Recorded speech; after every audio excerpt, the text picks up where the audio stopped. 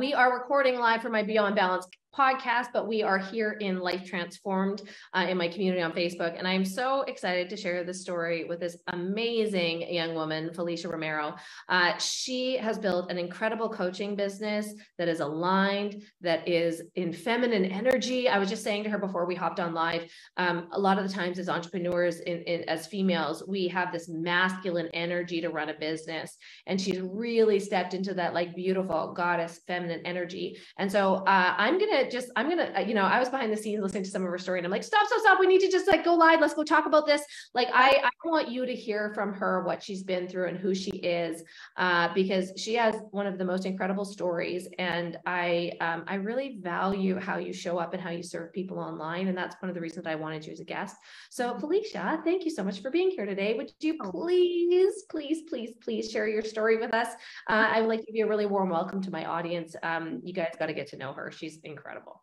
Amazing. Well, hello. I am so happy to be here. I know I can't see your faces live on Facebook if you're watching now on live or replay, but happy to be here. I'm so excited. And thank you for that warm introduction. You know, it's funny that you say, adding the feminine elements to my life and business, but it hasn't always been that way. Sure. It hasn't always been that way. I operated from a very masculine place for many years until the masculine strategy and the go and the toxic hustle culture just, I had a burnout, I had to evaluate what I was doing in my life and business. So to kind of take you back for your audience that may not know, I was the firstborn in my family and first female born. And also I come from a Mexican family background. So it was very much put on me that Felicia, you have to go to college, and for my mom as well. And for those that have any like parents out there that put a lot of pressure on themselves to succeed and do something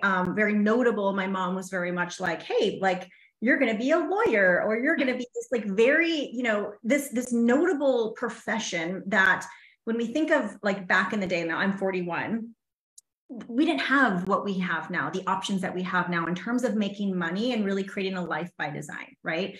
And so I've been really into like Jim Rohn lately, by the way, like listening to a lot of motivational talks and, seeing a lot of the audience in like the 70s and 80s where he was giving these talks. It's really amazing that he thought about this too back then. But, for me, I came to a pivotal moment when I was my junior year in college. And it was this moment of like, I can either go down this road, this path of being a lawyer. I took my LSAT for law school, or I can go down this other path. Now, during that time, I had gotten certified in personal training, and I was actually training people out of my home, Christine. Like, I've been a trainer, I've been in fitness. I've basically been working for myself since my early 20s. So I've never had like a normal W-2 job, so I've always had to figure it out. And so during that time, I was like, gosh, I really love this. I was such a natural coach. And I liked that I was able to like take on clients, make money because I moved out at 19, but also go to school because it was important for me. It was important for my family to like get my degree. I actually have my master's in exercise and wellness. And so like, it was this pivotal moment that I could go down this road of being a lawyer and follow my mom's path. And was that really aligned with me? Or I can go down this other road of helping people in fitness. Had no idea where it was going to take me. And that's the scariest thing, right? A lot of us are afraid to go down the road of the unknown. Because if I would have gone down the path of lawyer, I get my law degree, I go to law school, I become a lawyer, I work at a law firm, boom. It's sort of like, this is the plan. It's mapped out. This is what you're doing. Whereas like, I had no idea where this other path was going to take me. And I will tell you, this is really how I've been incorporating the feminine energy these last couple of years. And I call it leaving room for magic, right? I love the master plan. I love the strategy. Again, I'm an Enneagram 3 for any of people who know Enneagram. And I'm also a generator. So I can go on human design. But leaving room for magic is being able to be, stubborn about your goals, but flexible about your methods. Yes. And that is something where, for me, being committed to my goals is so important, but being flexible in how I get there, because success, there are so many ways to success that doesn't have to be the typical way to whatever success. And also too, I think we can all agree that success means something different for everybody, right? And so really following this path. So I came to that pivotal moment in my early 20s. And from there, it just literally opened up this door, the last 20 years in fitness and what that's led to. So I opened up my first gym, had a really amazing opportunity to open up my first gym at 22. And it really I didn't know business. Like I did not have any. None of us do, by the way. Like we all figure it out along the way. It's not like we were like, oh, I have a perfect business plan right away. Can I say, Christina, so I've owned 3 gyms over the last 12, 15 years. So I opened up my first gym in early 20s. And then I sold my last gym when I was 35, 2017. And I remember I have no entrepreneurs in my family. So I had no idea what I was doing. I didn't know P&Ls, but I knew I was so connected to this vision of this thing. And I also believe that action precedes confidence. Yes. And I also believe that action creates momentum, which then creates opportunities. So yes. The only way to get the opportunities that you so desire, and we can get into manifestation and all of the things, also really interesting to me. But in order to get the opportunities you desire, you can't sit back and wait for things to happen to you, right? It's really going out and taking action on the said thing. And then these amazing opportunities will present themselves. I often say it's not what you're doing, it's who you're being. And as you're doing these things and who you're being and what you're attracting is all based on your energy. And that's what I've learned these last couple of years while really tapping into that feminine energy. Because I know you talk about feminine energy and one of the reasons why you wanted me on it. I think when we tap more into that, our inner intuition, there are so many amazing qualities of being a woman, of being feminine, of really tapping into that intuition of the feminine qualities. And that really comes down to your intuition and doing things in alignment, and really not because you have to, but because you get to. Yeah. And, I think there's so much magic in that. Well, and it's funny because we were talking about this morning. I feel like there's a couple of phases in business in that you start a business and it's your baby and you're like, I have to work until this succeeds, right? Most successful entrepreneurs, they know they have to work until it works out. And so they work and they work and they work and they work and they work and they either burn out or burn down. It's one of the two things, right?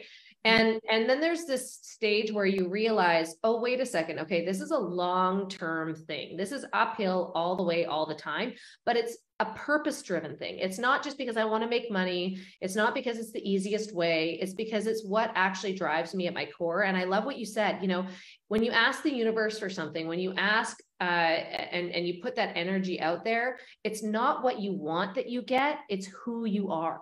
Right? It's who you are. And so often we go through this process of trying and trying and trying. And if we had just released that effort that was there, the magic shows up, right? If we just start acting more in alignment with who we are and the values and belief systems that we have, and start sharing that inner peace that mostly we keep inside and we don't share because it's scary to be vulnerable. It's scary to put yourself out there, right? And it's scary, especially with social media these days, to be opinionated because you could be canceled for no reason, really, is what it comes down to. And so it's really finding that space that you're like, you know what? I know that I was made for more. All of us have that voice inside of us that's pulled. I've now realized in my adulthood that that's the voice of the Holy Spirit. It's not just intuition. It's not just I have a hunch. It's that's what you've been called to do. That when you start working in alignment with that, the right people show up in your life, the right opportunities show up in your life. And all you have to do is be aware of them so that you can say yes. Mm-hmm. Absolutely.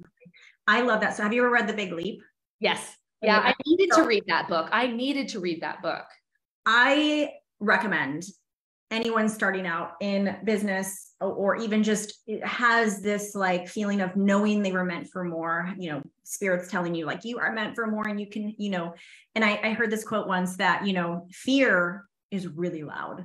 Fear is loud. Fear is there. People are usually either they make choices based from fear, or fear takes over and doesn't allow them to make the choices. But faith is quiet. Faith isn't as loud as fear, right? And it just takes enough of just that slowing down and tapping into faith where it becomes so clear, right? And so like, again, back to like feminine energy in business, it is taking time to slow down in order to speed up.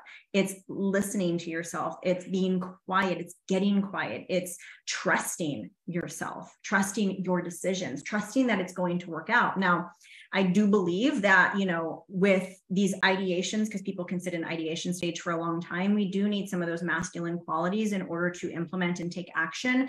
That is, you know, having a plan, having a strategy.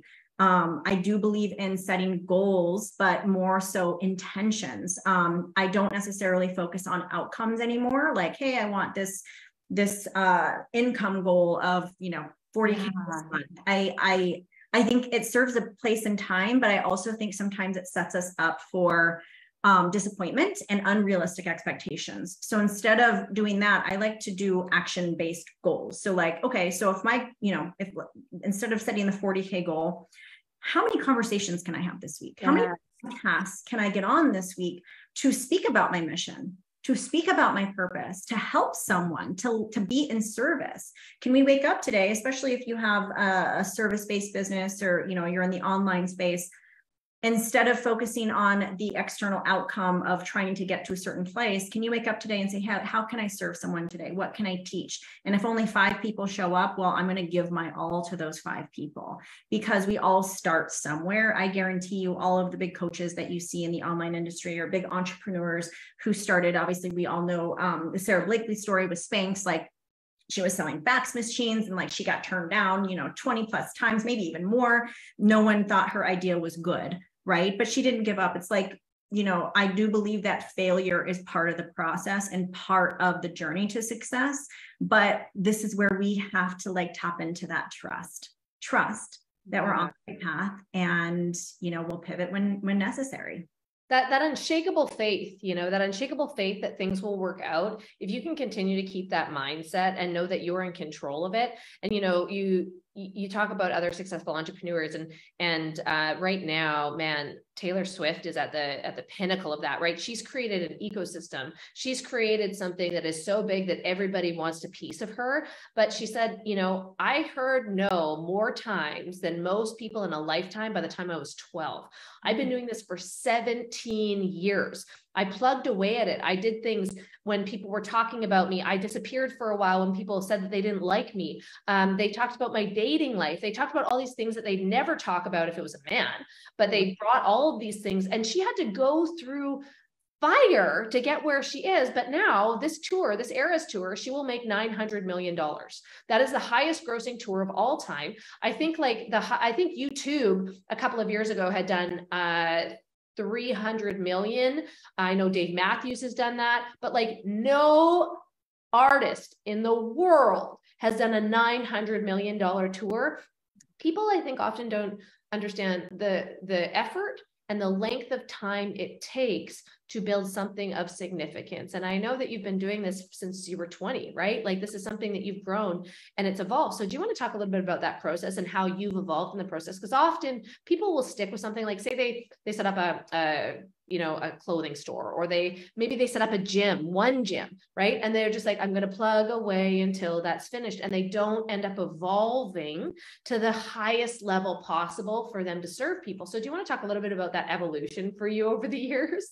Absolutely. Well, no, I know that there are people who may, you know, be watching this right now and can totally relate to this, but I feel like for many people, and this is a time to get really honest with yourself, if you're listening right now or watching, but like most people want to be comfortable, right? Yeah. They don't want to get into that uncomfortable space of like, oh, what if, and if we're talking about entrepreneurship, what if someone judges me? What if it doesn't work out? Or what if it does succeed and I can't handle it? Like all of these limiting beliefs, everyone has a different limiting belief, but it really is. And you mentioned it, you just said it, like she went through fire.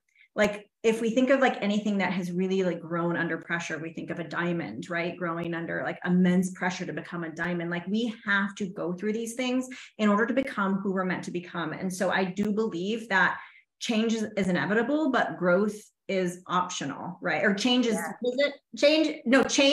inevitable, growth is optional. So in order to grow, we have to choose the uncomfortable path. We have to choose the uncomfortable path. Now, if you want to just, and there are many people who don't necessarily want to take on the entrepreneurship route or just love living comfortably. I'll mention my sister. Like my sister just loves going into a job, clocking in, clocking out, going back home. And that is comfortable for her. That is great for her. Like that's what she wants to do.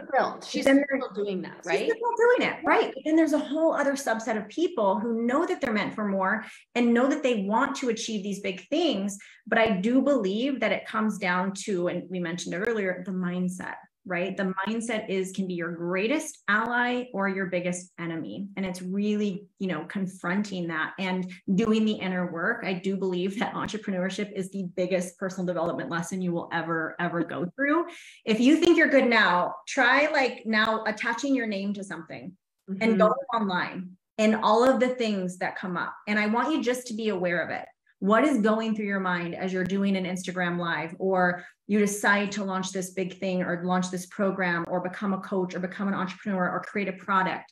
I think, getting really curious as to the feelings that come up, and don't judge them. Don't analyze it. Just that's interesting. Wow. I wasn't expecting to feel fear, from my fellow people who are launching. Oh, that comment, how did it feel? Right? Because again, you can't be everyone's cup of tea, right? 3 things are going to happen when you start showing up in a big way online. When you want to shine bright, when you want to shine more, 3 things are going to happen. You're going to get people online who follow you, who love you, who are like, thank you, Christina, for sharing this. Wow, you chose a different life. You chose to move to Mexico. You choose to, live this dream life because you have the choice to do it. And they're going to be inspired by you, right? They're going to be inspired. Maybe you launch something, then they want to be a part of it.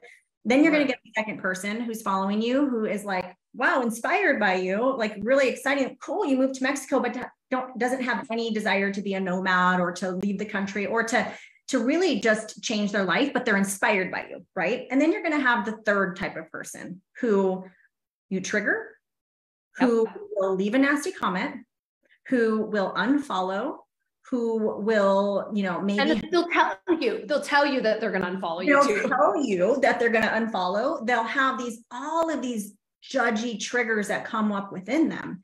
And I love triggers, by the way, because it really reveals a part of you that it has nothing to do with you, has nothing to do with Christina, has nothing to do with me, has nothing to do with you listening right now. That person not liking what you're doing has nothing to do with you and everything to do with them. So why let the fear of someone judging you or the fear of someone not agreeing with you or canceling you in their own brain? Why let that keep you from your own mission? Because that has nothing to do with you. You're not the bad person. It has everything to do with that person and what is coming up in them. Maybe this really bold way that Christina is living, and it's triggering something in them. Hey, you wanted to live a bold life, but you're choosing comfort. And that is really triggering for them. Right. Yeah. So those things are going to happen regardless. And so why not show up in a big way and lean into the tribe that is actually inspired by your voice, your mission, your journey? I love that you said I love triggers. And I want to add to that because you can learn a lot of things about other people's triggers, but you can also learn a lot from your own, right? If you've ever been in a conversation with somebody and it could be a friend, it could be a family member, it could be a business partner, and you just feel kind of annoyed at the conversation. I know we've all been there. Okay. So I'm just throwing it out there. And so we get annoyed in the conversation. And so what I've learned in that process is, why am I annoyed? What truth do I not want to see here that is bothering me at a base level? And is it true? Is it true? Right? The same thing goes when I have a conversation with my husband and all of a sudden I go from a 2 to a 10 and my voice goes to a 10. I'm like, hey, wait a second. I'm just going to take a quick time out here. We'd do that. Okay. Just going to take a quick pause here because I'm not sure why I'm reacting this way. And I need to get to the base root of it to see, number 1, is it valid? Number 2, can I change it? Number 3, is it just a story that I need to rewrite? Right. And we use those things. This is when you want to know a superpower, if you can take those things that bother you the most, learn from them, adjust course, and then create strength in those areas, you will be unstoppable. Absolutely. Absolutely. That's why, back to what I originally had said, like anytime these things are coming up for you in business, in life, when we're talking about wanting to show up in a bigger way in your life and want to do big things, getting really curious as to those feelings that pop up for you, getting really curious and asking yourself these questions. That's interesting, and we can easily change our neurochemistry in our body. I mean, for instance, I did a big talk last year. I did like 4 or 5 public speaking tours last year. And so I did this one talk here in Arizona. Glennon Doyle was the keynote. Jasmine Starr was a keynote. Oh, cool. And I was immediately in comparison mode. Like, are you sure you want me? Like, I immediately created a hierarchy. I've done that too. I think that's really normal, actually. Yeah, like, oh, well, this woman's here and I'm here. Like, I don't have anything to offer. And so, like, I had to eliminate that and know that we're all just human. We all have a story and we all have something to share. There's always someone that could benefit from, and even if it's just one, that is good enough. So I had to change that mindset. But I remember that morning and I was there at the conference, and I was getting ready to speak, and I had a lot of anxiety. I was like studying. I had slides that I actually just scrapped right before actually they lost my slides, if I'm being honest. And so, like, I remember feeling so much fear and anxiety, and I immediately went to this, like, I'm backstage, I'm in the green room, and I went to this meditative state of like, okay, take a deep breath, Felicia. Can you change this energy? Because anxiety and fear is the same sort of feeling in your body somatically as excitement, right? And so, like, instead of thinking like this is this huge feat, you're really scared, which, again, you're human, you're going to feel nervous, but can I just change this energy into just this immense excitement, right? And it changed everything for me. And this happened with a couple of tools, and it happened in a split second. Like, from being back there, from getting quiet, from closing my eyes, and from literally changing my thoughts, changed the way I felt about how of stepping on stage. And from that moment, stepping on stage, I felt this huge sense of relief that these women they're all just my friends, hearing me talk, sitting in the audience. And I even also shared very vulnerably, like, I am nervous, but I am excited. And, I'm so excited to be here. I think sometimes too, expressing vulnerability really opens you up to this human experience, and that other women can also be like, wow, she's on stage, we're all watching her, but she's nervous and she's feeling all of these things. Like, she's a human, right? And so I think it's really important to know that we can change the way that we feel about something from somatically, with a thought, with a movement, with some tools that you can use through meditation or breath work or whatever it may be. And so I think that's really important to know. Yeah. And that you're in control. Like, a lot of the times when people have fear, they feel like they're not in control. And maybe they just don't have the tools that they need to be able to process some of those emotions that come along with that fear, or to be able to, like you just said, you can switch that in a second, right? And it's something that I actually teach my daughter. I remember the first day of school, she started going to a brand new school in Mexico. A lot of the kids spoke Spanish, and she was like just learning Spanish. So she was really, really nervous. And she's like, Mom, I'm kind of scared. I'm like, or are you just kind of curious? Are you kind of excited to see what it's like there? Are you kind of excited to meet new kids? I said, you know what, Izzy, why don't you go and you try and meet 3 new friends today? I want to hear about your day at the end. Like, when I come pick you up, I want to hear about the 3 new friends that you met today. And I want you to tell me where they came from, like what country they came from, because she goes to an international school. And so I picked her up, and I was like, I was a bit nervous, right? Like, I'm a bit nervous, and I'm putting my kid in this environment that is totally wildly outside of her comfort zone, which I know is the way to grow. But I'm like, okay, but she's like 6, and she was incredible. She came back and she's like, Mom, I met this person from China. I met this person from Mexico City. I met this person, and they were in Africa last summer. And she had the confidence to start asking questions. And that one little conversation before school changed her entire outlook of like, oh, I'm really scared, I don't know anybody, to who can I get to know? Like, now I'm powerful. I'm the one that's in control of the situation. And it's a really silly anecdotal story, but we all have the power to shift our minds that way. And it's a practice, right? Just like you have gotten into really great shape and fitness, that didn't happen overnight. It's an exercise that you continue to do. It works the same way with your mindset. You have to work on that every single day. You have to put time, you have to feed it with healthy things, right? And so I love that you've taken this concept of physical fitness and your passion for working at the gym and then evolved it into coaching and really helping women step into their inner goddess, helping them step into their purpose and how they're supposed to show up in this world. Like that really is scaling your impact. That's scaling your purpose to a higher level. And so often we don't go after those things, but if we have, number one, the vision to do so, number two, the discipline and the dedication to do so, the lifelong impact that you will create, the legacy that you'll create, and the role model that you can be for not only your family, your kids, the people around you, nobody can take that from you, right? No. It's not something that when you develop as a human being, nobody can take that from you. 100%. Oh, I love that so much. Yeah. And I love that you said we have a choice. Even sitting in indecision is a choice. Yes. And I love that you gave your daughter those like 2 little action steps. Oftentimes when we're sitting in overwhelm and we're lacking clarity and we're just like, oh, we feel so overwhelmed. Like maybe your daughter felt like I can't meet anyone. Like you gave her just one thing to focus on, right? Yeah. Like just do this thing. And for us humans, like if you can just get really clear on your next first or second step, the path will reveal itself. It will, but we have to gain clarity. I do believe that's how we gain clarity, because I know for me, I can get overwhelmed really quickly as being someone who's multi-passionate. I think us women are multi-passionate. We want to do all the things. And whenever I sit and I'm like feeling overwhelmed, I'm like, okay, like what are my next 2 steps? What are the needle movers? What are the things that I want to do next that are going to bring me the most joy, but also move the needle in my business? And that also, that tends to get me really clear. Yeah. And so can you talk a little bit about the people that you focus on helping? Like who's the woman that comes to you and says, Felicia, I need your help?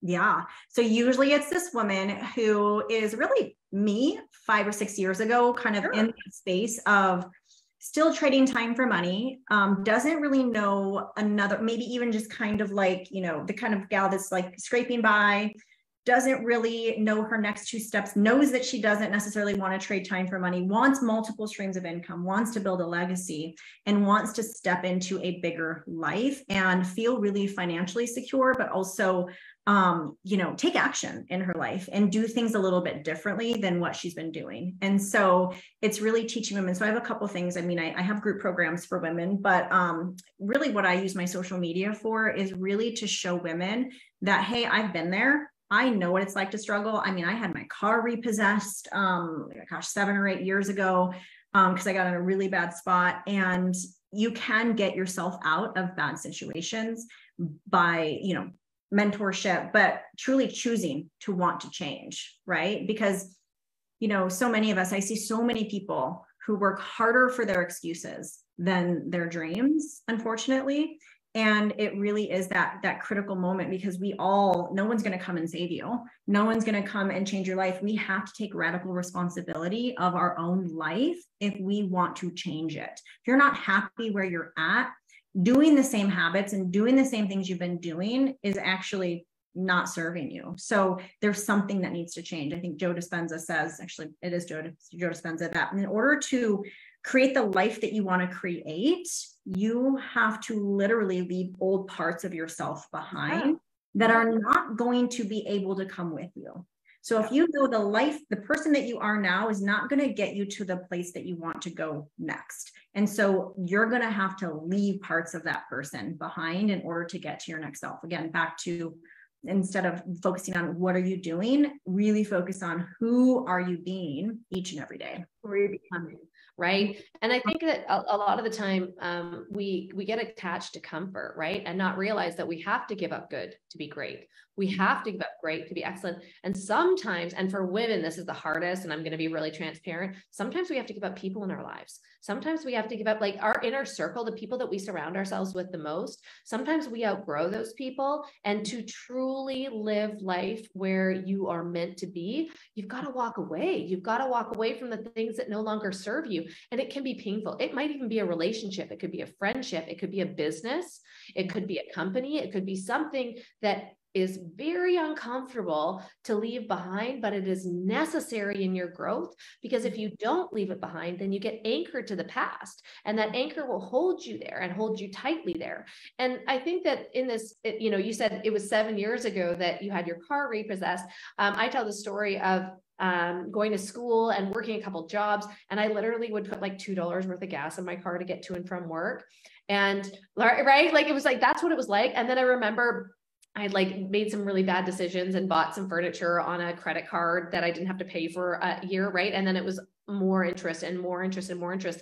And my sister graduated, and I had been 2 years at university, and my mom gave my sister a trip to Vietnam, and I paid off my couch. Like, she's like, I'll give you some money too. And I paid off my couch. And I was like, I made some really bad decisions that got me behind. And like, by the way, those are minuscule bad decisions. I've made way worse decisions and had way bigger failures, right? I made a few $10,000 mistakes. Like, and the more money you make, the bigger problems you have and the bigger mistakes. I was just talking to one of my clients today, and she's like, oh my God, I just got this letter from a lawyer and da, da, da. I'm like, oh yeah. Like, if you're not being sued, then you're not making it, man. Like, it's part of doing business. And I think that we often like talk about all the really great things, and we don't talk about like the struggle and what we've had to overcome to get to where we are, because it's not a clear shot. And you might think, okay, after 10 years of business, I've got this figured out. Nope, you don't. There's always going to be something. And especially right now, where like you look out into the world, regulations are changing everywhere.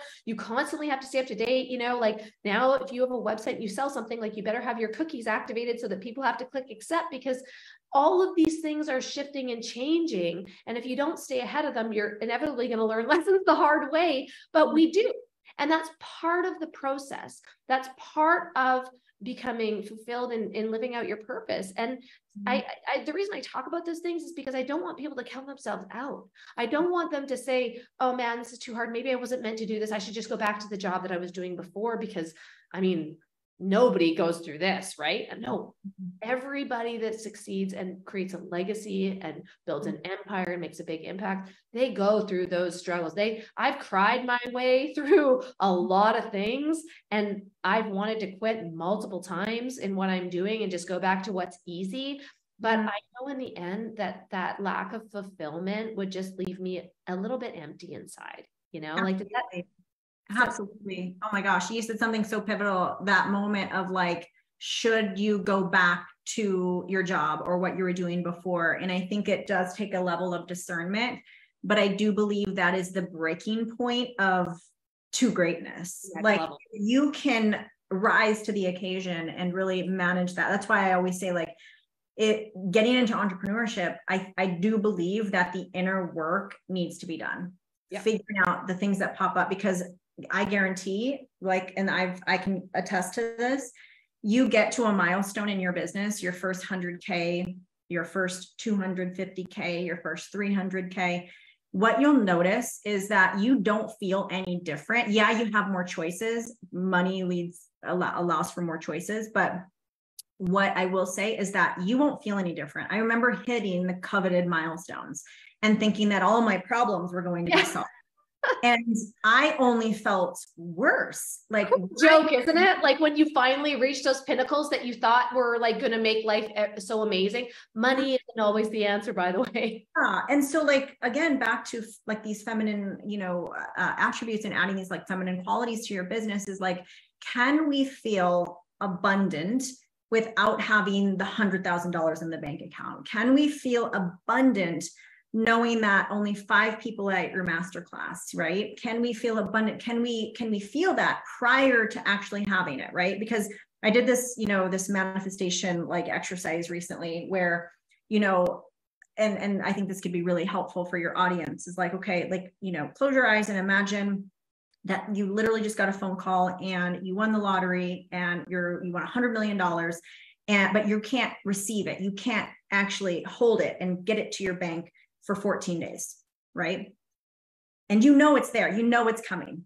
You just can't touch it yet, right? Let's say you're getting 100 million, gosh, 14 days. You would be so ecstatic and excited and planning the things that you want to do with it, planning the people you want to help with it, planning the life that you're going to build with it, but you don't physically have it yet. Okay.